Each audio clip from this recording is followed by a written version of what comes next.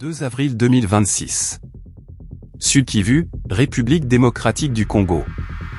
Les autorités ouvrent 3 fosses communes à Uvira. 210 corps. Des hommes. Des garçons. Exécutés. Pendant ce temps, votre smartphone fonctionne normalement. Il contient peut-être du coltan de cette même terre. Le Congo. 24 000 milliards de dollars de ressources sous ses pieds. Cobalt. Coltan. Or. Cuivre. Diamant. Le sous-sol le plus riche de la planète.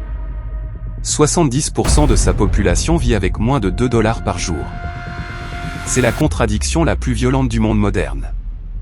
Le M23 mouvement du 23 mars existe depuis 2012. Mais il n'a jamais vraiment disparu. Il a changé de nom.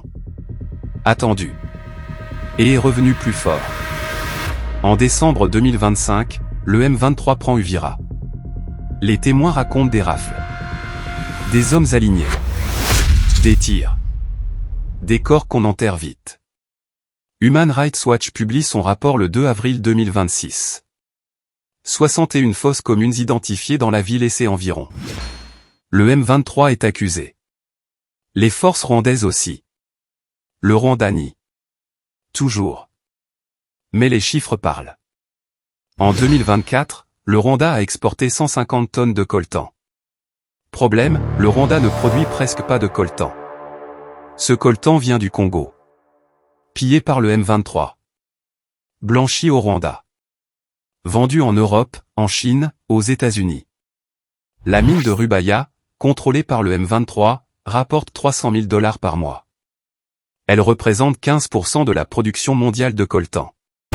Mars 2026. Les États-Unis sanctionnent l'armée rwandaise. 4 aux officiers visés personnellement. Kagame répond, c'est une insulte à notre souveraineté. Un accord de paix a été signé à Washington en juin 2025. Le Rwanda devait retirer ses troupes en 90 jours.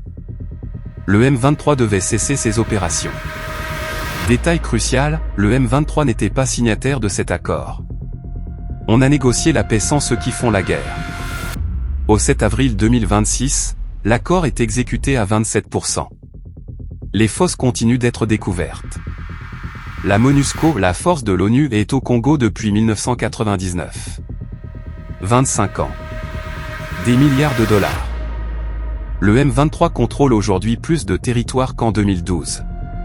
7000 morts depuis janvier 2025. 7,8 millions de déplacés. Le plus grand drame humanitaire d'Afrique que les médias occidentaux n'ont presque pas couvert. Le Congo ne saigne pas par malchance. Il saigne parce que sa richesse profite à d'autres. Et parce que le silence des uns vaut de l'or littéralement. Tant que le coltan congolais peut être vendu comme rwandais. Il n'y a aucune raison que ça s'arrête. Partagez cette vidéo. Abonnez-vous à Rise Africa Route. Rise Africa Route. Parce que la conscience est la première liberté.